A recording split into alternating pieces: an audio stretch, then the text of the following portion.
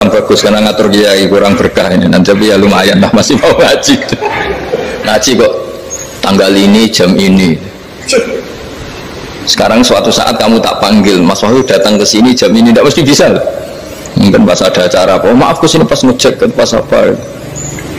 Jadi ya sudah, tapi tak maafkan, enggak apa-apa. Takdir ya. Tak bacakan supaya sampean tahu keramatnya Bismillah. Nah sebelum saya bacakan Bismillah Fatihah, tak beritahu tentang ilmu tafsirnya karena ini penting sekali. Fatihah itu dawuhnya Allah, tentu itu dawuhnya Allah. Saya ulang lagi, itu kalam Allah. Tapi yang sudah diberikan kesampaian ke kita semua, sehingga seakan-akan itu menjadi dawuhnya kita ke Allah. Jangan salah loh ya, Fatihah itu dawuh Allah, tapi sudah diberikan ke kita, sehingga posisi kita itu yang punya itu. Nah kenapa ini perlu dijelaskan? Karena nanti ada kalimat iyyaka na'budu wa iyyaka nasta'in. Kalau itu masih kalam Allah, berarti Allah ngomong ke kamu, ngendikan ke kamu, kepadamu aku menyembah. Masa Allah menyembah kamu? Nah sehingga ilmu tafsir itu menyelesaikan itu dulu ya. Saya ulang lagi ya, sebelum sampean sering baca Fatihah, aku yakin ya sering baca, tapi barokahnya tidak paham itu tidak pernah janggal. Enggak paham itu ya penting supaya ada iskal, tidak janggal. Sebetulnya di kalimat itu ada yang janggal. Kalau Fatihah itu kalimatnya Allah atau kalam Allah, bagaimana dengan kata-kata iyyaka na'budu? Masa Allah ngendikan ke kita, kepadamu kami menyembah? Masa Allah menyembah kita? Maka penyelesaiannya secara ilmu tafsir gimana? Semua ulama mengatakan, bukan satu dua, semuanya mengatakan di Fatihah itu semuanya diberi kawalan kalimat. Saya ulang lagi ya, di Fatihah itu semuanya diberi awalan kalimat qulu, katakan wahai hambaku begini ya, katakan wahai hambaku begini. Nah begini ini pelajaran dari Allah yang sudah diberikan ke kita, terus kita mengatakan bismillahirrahmanirrahim alhamdulillahirabbil, termasuk kita mengatakan iyyaka na'budu wa iyyaka nasta'in. Jangan bayangkan Allah ngendikan ke kita. Kalau Allah ngendikan kita berarti gini, hei Wahyu, ihdinas siratal mustaqim, tunjukkan saya jalan yang benar. Nah nanti kamu terus, ya Allah, Anda aja minta tolong saya minta tolong siapa kan? Jadi panjang kan? Ya, saya ulang lagi ya. Jadi itu di Ulumul Quran diterangkan gimana? Sebelum baca Fatihah, ya, Fatihah itu kalamullah, ngendikannya Allah, tapi yang sudah diajarkan ke kita dan sudah milik kita, sehingga kalimat itu menjadi milik kita. Tapi ya kalamullah, tetap kalamullah, tapi sudah menjadi milik kita. Sudah paham ya? Ya pinter nah. Ya, karena kalau tanpa penjelasan seperti ini, Anda akan iskal. Bagaimana Allah iskal itu janggal? Bagaimana Allah mengatakan iya karena butuh? Kan jadi aneh kan? Ya, jadi tak jelaskan secara ilmiah ya. Jadi kata ulama-ulama tafsir, ayat-ayat Quran seperti ini sebetulnya dimulai dari qulu, apa? Meskipun nggak dilafatkan. Itu kan sama dengan qul huwallahu ahad Muhammad, katakan kalau Tuhan itu satu. Ya namanya Quran itu kan kalam Allah, membina nabinya, membina umatnya. Makanya dikatakan atau enggak, di sini tersembunyi kata qulu, katakan. Ya, jadi ya ibarat apa itu, kamu ngajari anak kamu lah, panggil jenengan bapak kulo. Itu maksudnya anak itu, kalimat itu kalimat kamu, tapi kamu ajarkan ke anak kamu. Terus anak kamu bilang, Pak jenengan bapak kulo. Nah ketika kamu mengatakan jenengan, bukan kamu mengatakan jenengan anakku, berarti anakmu itu bapakmu, kan lucu kan? Anak kamu ajari jenengan bapak kulo, kamu engkau bapak saya. Terus anak kamu mengulang jenengan atau kamu bapak saya. Berarti itu kalimat yang kamu ajarkan, tapi sekarang sudah milik anak kamu. Kalau itu kalimat kamu kan lucu, masa anak kamu bilang bapak. Nah itu seperti itu. Jadi ulama memberi solusi atau jawaban iyyaka na'budu. Ya itu sebelumnya ada kata-kata qulu, katakan wahai hambaku, hubungan kamu dengan saya adalah katakan iyyaka na'budu wa iyyaka nasta'in. Terus hubungan kamu dengan saya katakan juga dalam doamu ihdinas siratal mustaqim. Jelas ya, jadi itu kalam Allah yang sudah milik kita karena diajarkan Allah untuk kita. Dong ya? Ya sudah dong ya, gak jelas ya. Tapi bagus, gak jelas itu bagus. Kalau kamu jelas gak jadi dikrem, jadi gubernur. Min azimi fadliha kasratu asma'iha wa fadlil ukhra. Ini cerita dramatisnya surat Al-Fatihah. Qala Abu Hurairah radhiyallahu anhu inna iblisa ranna khina unsikat Al-Fatihah. Jadi iblis itu begitu kesakitan. Ini kitab Abwaabul Farad karangannya Syekh Muhammad Alawi, juga kutipan dari beberapa kitab. Yang jelas beliau sendiri juga ngutip dari beberapa riwayat di beberapa hadis. Halaman 123. Ketika Fatihah turun itu iblis kesakitan, kayak orang sakit gigi tersiksa sisanya karena turunnya surat apa? Al-Fatihah. Artinya kalau anda baca Fatihah dijiwai, maka anda melemahkan setan, melemahkan iblis. Wa qala Mujahid khina unzilat Fatihatul kitab ronna fastama indahu asyayatin. Jadi ketika Fatihah itu turun, iblis itu terkapar lah kira-kira, sampai dijenguk banyak setan. Jadi kemana di ICU lah kira-kira gitu kalau sekarang itu, entah COVID entah enggak, gak tahu, pokoknya di ICU sampai dijenguk banyak setan. Gak tahu bawa apa enggak, atau pokoknya dijenguk banyak setan. Mana yang nyangoni karena ini apa? Ketuanya apa? Pingsan, sakit. Jadi iblis itu sakit sampai dijenguk anak buahnya setan-setan. Ya semoga kalian semua tidak kenal setan. Kalau kenal berarti teman, apa?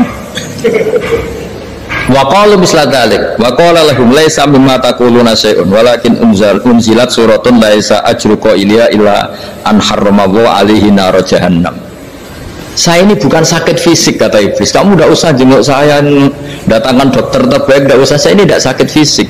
Saya ini sakit karena ada surat yang diturunkan, yang pahala yang melafadzkan surat itu pasti selamat dari neraka. Padahal misi terbesar saya ini supaya manusia masuk neraka. Sekarang punya tamengnya. Gue pusing kan? Ya seperti orang lah, goda sampean ternyata sampean setia, itu kan pusing. Nah ternyata tidak setia, itu yang akhirnya ribet kan itu.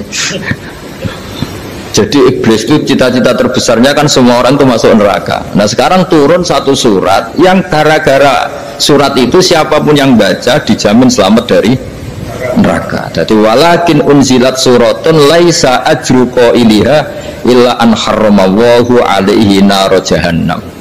Karena jadi dia shock lah, kalau orang di Jawa itu bilang shock.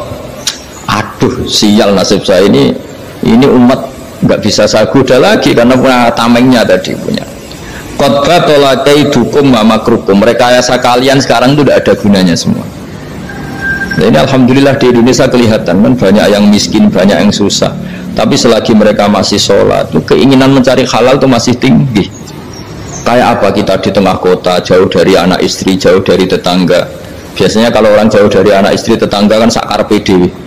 Tapi yang soleh masih banyak, sudah jauh dari keluarga tetap lurus.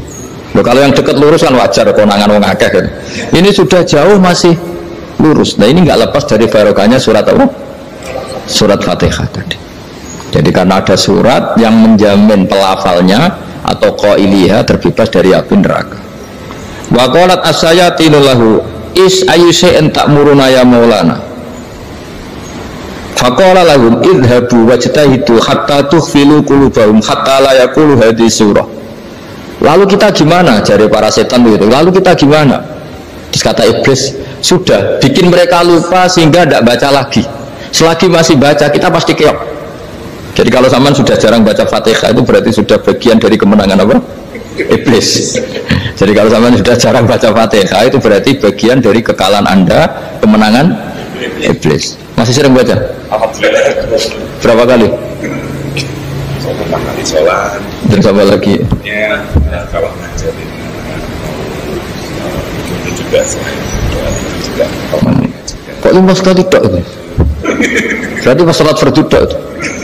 Enggak 5 kali itu, mendingan itu 17. Kamu itu ngitungnya jangan 5 ini. 5 waktu saja. 5 waktu itu berarti lumayan kan? Berapa? 17 ya? Ya. 17 ya? Ya. 17, tapi kalau makmum tuh sering separuh kan, apalagi makmum terawih. Ya kan?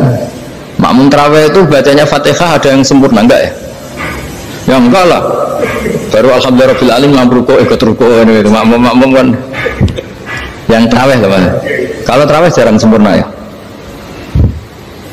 Fatihahnya itu kan imam sudah ruku, kamu bacanya Fatihah sampai mana tuh? Baru setengah ya. Ya paling pas tarawih aja kan enggak sempurna ya. Apalagi kalau imamnya sing kilat tuh, waduh malah. Nah, ketika Fatihah itu sebegitu keramatnya, sebegitu topnya, itu setan rapat, singkat cerita itu yang tadi dipimpin oleh iblis yang sedang terkapar apa? Terus tali obatnya nggak ada, cuma dia shock karena ada surat yang turun yang melafatkan itu pasti selamat dari apa? Neraka. Nah ini gimana saran Anda? Terus sarannya adalah bikin orang-orang itu lupa nggak baca Fatihah.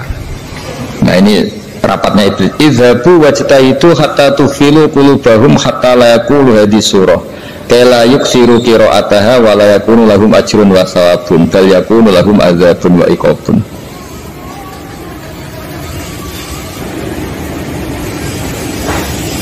Jadi saya mohon selama ini Anda sudah baca, tapi mungkin hanya rutin saja. Nama rutin saja. Jadi barokahnya ngaji ini kamu punya kekuatan atau punya semangat membaca, karena ini surat yang luar biasa. Ibarat gini, kalau sampean tanya, saya juga sering mikir, masa Gus hanya surat kok punya kekuatan seperti itu? Di dunia ini kata Allah, mulai Nabi Adam sampai kiamat, nggak ada yang bisa menandingi kekuatan kalimah. Kalimah itu kata-kata. Nggak ada yang bisa menandingi kata-kata. Misalnya Anda nge-grab berangkat istri cuek, berangkat cuek, itu beda dengan ketika meskipun satu kalimat, wes Pak muga-muga dilindungi pangeran, mungkin jenengan selamat, itu menjadi teduh dan semangatnya luar biasa karena kayak mendapat support. Jadi kira-kira kalimat itu hubungannya kita dengan Allah, Fatihah itu seperti itu. Kamu melafadzkan satu kata-kata yang dibenarkan langit bumi, dibenarkan aras, dibenarkan malaikat, dibenarkan semua penghuni di dunia ini. Sehingga itu efeknya luar biasa. Itu seperti gini ya, kamu cerai sama istri, terus nikah lagi katut babon.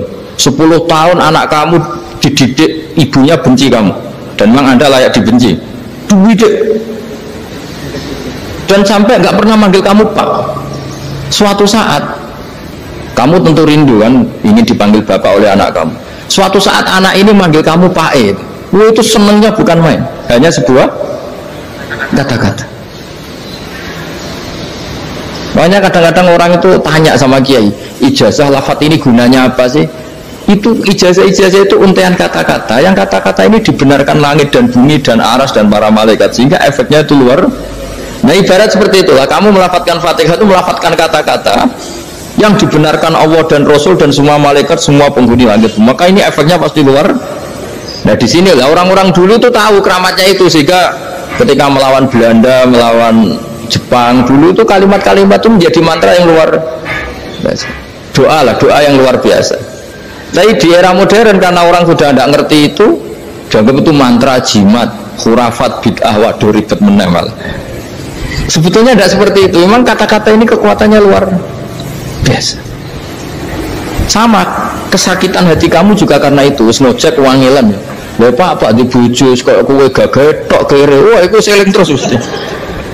Padahal kalimat itu kan tidak melukai secara fisik, tapi apa kerjanya sesuk rasa-rasa. Karena terus dengan pengadilan seperti itu kan, ngapain kerja demi perempuan yang seperti ini? Lagi-lagi kata-kata ini luar. Nah bayangkan kalau kata-kata itu adalah kalimat yang diajarkan Allah lewat Rasulnya, lewat malaikat Jibril. Kayak apa kekuatannya itu? Nah, kira-kira Fatihah itu gitu. Kalimat yang baik, kalimatan thayyibah diajarkan oleh Allah dan Rasul. Kayak apa kira-kira kekuatannya? Pasti luar biasa. Wong support yang dikatakan istri kita, anak kita aja luar biasa, apalagi ini support yang diajarkan Allah dan Rasul. Ya makanya saya mohon kalau baca Fatihah, baca kalimat-kalimat thayyibah ketika sholat itu dijiwai. Ya misalnya Rabbana lakal hamdu mil'us samawati wa mil'ul ardi wa mil'u ma syi'ta min syai'in. Engkau zat yang layak dipuji, dan pujian ini memenuhi langit dan bumi. Karena kita tahu nggak ada sejengkal di alam raya ini kecuali di situ ada rahmat Allah. Misalnya kamu bisa lewat sampai rumah saya, kamu mungkin anggap biasa saja.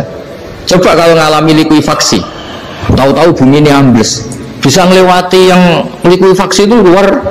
Tanyakan orang pernah ngalami likuifaksi di Sulawesi, itu melihat bumi bisa diinjak nggak ambles itu, wah luar. Sama nggak ngalami itu sehingga lewat bumi ya biasa aja. Coba kalau ngalami seperti tidur, ya biasa aja. Coba kalau ada gempa, bahwa bumi tenang ini sudah nikmat yang luar biasa. Masa kamu ngakui nikmat nunggu digituin? Ya kan? Nah, makanya baca Fatihah dijiwai lah, bahwa ini kalimat yang luar biasa. Nah, saya teruskan ya.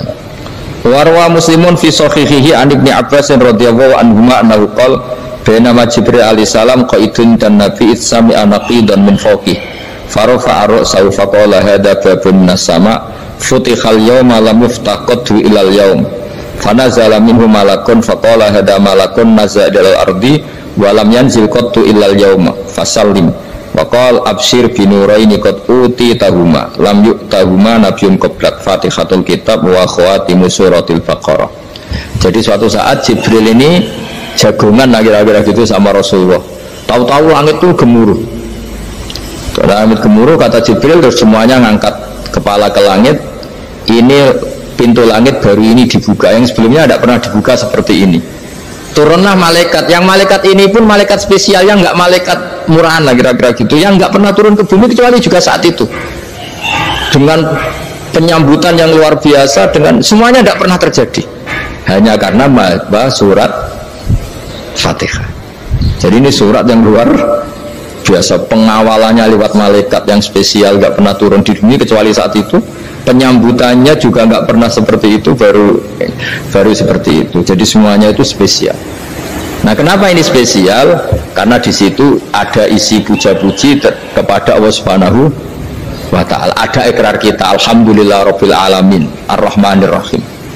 Ikrar ini penting. Kalau contoh paling gampang gitulah, kamu punya istri selama ini cerewet, terus suatu saat ngomong, Pak, tak angen-angen rawono wong lanang kayak sampeyan. Itu langsung tidak ada lelaki sebaik engkau. Itu sama senengnya, masya Allah, karena ada ikrar dari seorang istri ke kamu. Nah, bayangkan kalau ikrar kita sebagai hamba diakui oleh Allah Subhanahu, maka ikrar ini akan dicatat sebagai kebaikan kita yang kita panen nanti di akhirat, karena ada ikrar. Kita ikrar bahwa alhamdulillah rabbil alamin, kita ikrar ar-rahmanir rahim, kita ikrar maliki yaumiddin, kita ikrar iyyaka na'budu wa iyyaka nasta'in. Sampean misalnya jadi orang Indonesia, ketemu orang Indonesia yang makmur di Jerman, terus lupa Indonesia. Kamu orang Indonesia? Enggak, saya ada orang Indonesia. Mangkel gak kira-kira? Mangkel. Karena salah ikrar kan gitu. Ya, jadi saya mohon jangan anggap kalimat itu hal yang biasa, tapi luar biasa. Kali-kali kampanye di mana-mana lah, kampanye dan menganjurkan. Di antara catatan dalam Suhufi Ibrahim wa Musa kan ada kan di Quran itu yang dinamakan lampiran-lampiran wasiatnya Nabi Ibrahim dan Nabi Musa. Itu di antara catatannya begini, orang yang punya akal itu adalah orang yang bisa menikmati sesuatu yang baik. Misalnya gini, contoh gampang gini, kamu punya anak pertama atau punya anak yang masih kecil, itu gendong tuh senengnya bukan main, melihat anak sehat tuh senengnya bukan main. Mungkin saat itu banyak orang yang sedang maksiat dengan perempuan nakal atau dengan teman-teman nakalnya, yang nganggap seperti itu tidak nikmat. Tapi andekan ini ditimbang ya ditimbang, yang maksiat betulan misalnya paling ukuran bahagianya itu 70%. Tapi yang ini, yang nimang anak baru lahir atau masih kecil, corong Jawa ngeloni anak, bisa saja bahagianya itu sampai 100%. Artinya selama ini kesalahan kita adalah nganggap maksiat itu pasti menyenangkan dan taat itu tidak menyenangkan. Makanya saya berkali-kali fatwa, untuk melawan kenikmatan maksiat, orang harus terbiasa menikmati taat, menikmati kebaikan. Jangan kira kita nimang istri nikmat, nimang anak nikmat, ketemu teman yang lama tidak ketemu juga nikmat. Artinya kita akan melewati berjam-jam untuk jagungan sama teman, sama anak, sama istri. dan itu harus kamu nikmati supaya mengganti tidak berkebutuhan nikmat yang lewat jalur maksiat. Jadi saya mohon sarana-sarana yang menyenangkan itu, yang taat itu kita maksimalkan. Makanya bapak saya itu sering pesen, kau nak ngaji sing guyon, sing seneng. Nganti wong maksiat itu karena cari kesenangan. Coba kalau kesenangan itu sudah didapatkan saat taat, maka tidak butuh lagi kesenangan yang berbentuk maksiat. Makanya orang-orang wali dulu kalau sudah sholat itu gak bisa berhenti karena merasa nikmat. Makanya Nabi pernah ngendikan wa qurratu aini fi sholat, nyaman saya itu kalau sedang sholat. Itu tadi. Bayangkan kalau besok itu pasti mati. Makanya latihannya harus gitu. Bayangkan besok itu pasti mati. Berarti itu hari terakhir kamu. Ya, hari dengan merasa hari terakhir itu kalau kamu maksiat kan malu. Waduh, mati pas. Makanya sholli sholata muwaddiin, kamu sholat seakan-akan itu sholat terakhir. Dan bayangkan akhirat itu wa'mal li akhiratika ka'annaka tamutu, dan bayangkan akhirat itu besok kamu mati. Sehingga ketemu istri ya seneng karena ini pertemuan terakhir, ketemu anak ya seneng ini pertemuan terakhir, sholat juga tenanan karena ini sholat terakhir. Sehingga kalau mau maksiat tuh takut, jangan-jangan ini kehidupan saya terakhir kok tak pakai seperti ini. Nah, jadi di antara resepnya itu apa tadi? Nganggep ibadah itu menyenangkan, nah, gitu. Pinter.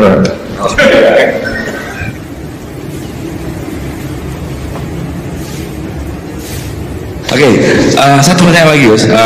Ini ada pertanyaan dari teman-teman mitra driver Grab. Saat mengantarkan barang, tiba-tiba azan waktu sholat, ya, Gus. Lalu kita sebagai driver harus sholat dulu atau menyelesaikan orderan dulu, karena itu juga amanah kan orderannya itu. Mungkin nganter barang atau mungkin nganterin penumpang. Mengingat barang tersebut sudah ditunggu pemiliknya dan penumpang tersebut juga sudah ada janji yang lain, pokoknya gitu. Nyuwun pencerahannya, Gus, gitu. Begini ya, ini kan fikih sosial ya. Saya jawab, ini memang nggak harus pakai fikih, nggak pakai rasa. Saya ulang lagi, pakai fikih, nggak pakai rasa. Waktu sholat itu kan banyak ya, diantaranya maghrib dan isya, duhur dan asar, terus subuh sendiri. Ya, ben zaman belajar fikih, orang belajar tasawuf ya. Nah, kalau subuh itu tidak ada toleransinya kalau waktunya sudah tinggal 10 menit karena tidak ada jamak. Ya, tidak ada apa? Jamak. Sehingga misalnya kalau kamu ngojek waktu tinggal 10 menit ya harus sholat. Tapi kalau sekedar dengar azan ya, ini penanyanya kayaknya itu teman kamu, jadi fikihnya kayak kamu, nggak jelas. Azan itu kan bukan akhir waktu sholat. Azan itu bukan akhir waktu sholat, tapi awal sholat. Itu tidak harus supir Grab, tidak harus supir Gojek. Meskipun kamu makan ada azan ya teruskan saja, kan tidak akhir waktu sholat. Anda menerima tamu, gendong anak, atau sedang nyupir, atau sedang bercengkrama sama teman. Kalau ada azan ya nggak apa-apa, misalnya diteruskan. Kan bukan akhir waktu sholat. Yang benar-benar harus ditinggalkan itu kalau waktu sholat misalnya tinggal 7 menit atau tinggal 8 menit. Waktu yang mau tidak mau kamu harus tasarrufkan, kamu peruntukkan injury time gitu. Nah, injury time. Ya, gitu aja kok nggak tahu ya. Nah, lalu misalnya, kalau pertanyaan tadi mestinya kelasnya itu kelas afdoliyah. Utamanya gimana? Kalau wajibnya belum ada karena kan waktunya masih panjang. Jadi pertanyaannya bukan wajibnya tapi sebaiknya, karena ini semuanya belum mendesak kan. Andai kan kamu teruskan nganter barang kan tidak ada jaminan waktunya habis. Padahal kalau kamu memaksa sholat, mungkin citra kamu sebagai supir Grab tidak baik karena dianggap mengabaikan konsumen. Nah, terus kedua menyangkut jarak. Oke, seperti itu. Nah, sekarang kalau pertanyaannya dibalik, makanya yang dibalik ini agak ribet. Waktu sholat tinggal 8 menit. Ada konsumen yang minta diantarkan saat itu dan acaranya ke mall happy-happy, maka fatwa kita sebagai ahli fikih ya tantang saja, saya mau sholat dulu, kalau nggak sabar ya silakan cari yang lain kalau acaranya ke mall. Tapi kalau acaranya kelahiran atau transfusi darah atau mau nganterin darah ke pasien yang sudah koma, maka kita langsung, karena ibadah sosial itu didahulukan mengalahkan ibadah yang haknya Allah. Karena Allah itu zat yang tidak butuh ibadah kalian. Tapi kalau pasien ini kalau nggak nang kesampaian darahnya mati misalnya. Jadi gamane Allah lebih apian lah gitu. Makanya masyhur kalau dalam fikih hak Allah sama hak adami ini dimenangkan hak adami. Tapi bukan karena Allah kita kalahkan. Allah tidak butuh itu semua. Gitu. Jadi dikalahkan tapi bukan karena kalah, justru karena tidak butuh. Ya ibarat gini lah, Allah itu saking baiknya Allah kan pasti di atas orang tua kita, itu pasti ulang lagi, baiknya Allah pasti di atas orang tua kita saja baik, apalagi Allah. Misalnya orang tua kamu butuh uang 5.000, adik kamu butuh uang 5.000, adik kamu yang kecil atau ya, kira-kira orang tua kamu tuh nyuruh dikasihkan beliau ke adik kamu, kira-kira saja ke adik kamu. Nah Allah itu saking baiknya, hal yang terkait Allah, misalnya tadi sholat tepat waktu sama ibadah sosial itu disuruh ibadah sosial. Kalau nggak kesampaian transfusi darahnya atau apalah, atau kamu dokter yang harus mengurus operasi waktunya tinggal 5 menit, kamu harus ngoperasi pasien dulu karena Allah bisa menerima sholat kamu. Nah tak terangkan lagi ini fikih terus. Lalu sholat yang apa? Kalau sholat itu antara maghrib dan isya dan nanti yang terlambat ke maghrib, kita ngikuti ulama yang mengatakan jika ada darurat maka maghrib dan isya boleh dijamak meskipun tidak atas nama pergi. Kan jarak kamu kan tidak jarak masafatu qasrin. Artinya apa? Misalnya saya dokter harus operasi, waktu saya tinggal 8 menit mau maghrib, ternyata harus ada operasi. Kalau saya nggak nangani mati, saya harus operasi. Dan nanti waktu saya maghrib habis itu tidak harus dikatakan qadha atau yang mengeluarkan maghrib dari waktunya. Bisa saja menurut ulama dianggap boleh dijamak takhir dengan isya karena kondisinya masih waktu jam'in. Itu juga zuhur dengan asar. Tapi kalau waktunya itu asar tinggal 8 menit kemudian harus ada operasi, ya kita operasi. Waktu asar kita mundur sampai maghrib, namanya qadha yang dimaafkan Allah. Ya namanya tetap qadha karena asar nggak bisa dijamak dengan maghrib. Jadi ini fikih ya. Jadi jawabnya harus jelimet. Jadi saya ulang lagi ya. Tadi kan pertanyaannya dengar adzan. Kalau adzan kan waktunya masih panjang. Apalagi misalnya maghrib kan waktunya kan taruh saja ada waktu seperempat jam. Ternyata andaikan kamu antar hanya butuh waktu 7 menit, kan nggak ngefek sama sekali. Saya nyandar. Nah, nyandar.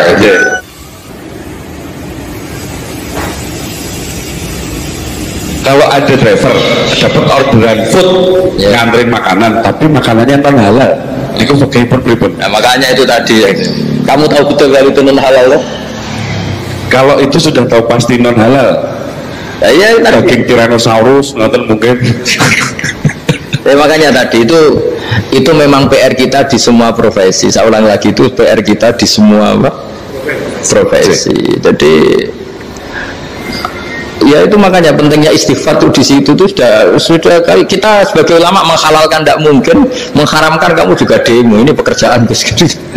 Tapi yang jelas itu tidak bisa dihindari. Ya sama lah seperti orang di bis itu. Kadang-kadang kan didoain semoga semua penumpang hasil ke tempat masing-masing, dan kalau ada cobat berarti kan doain cobat juga hasil tujuannya.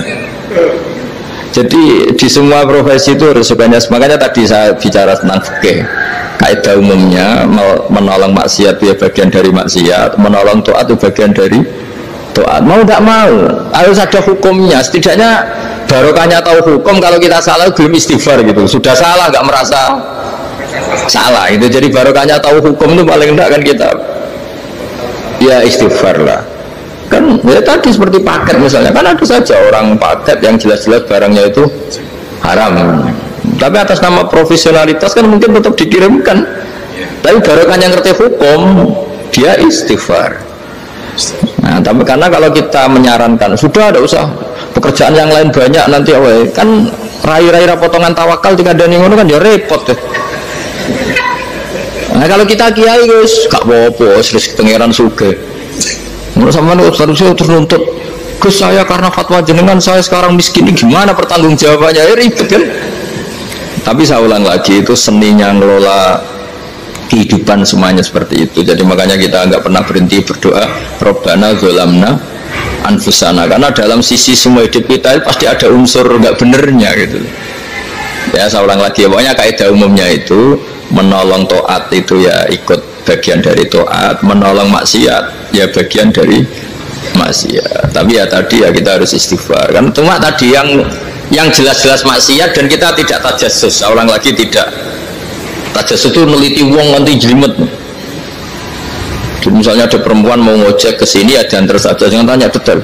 Itu apanya mbak? Hubungannya dengan kamu apanya? Wah ya ribet kalau kepo. Wassallallahu ala sayyidina Muhammadin walhamdulillahi rabbil alamin.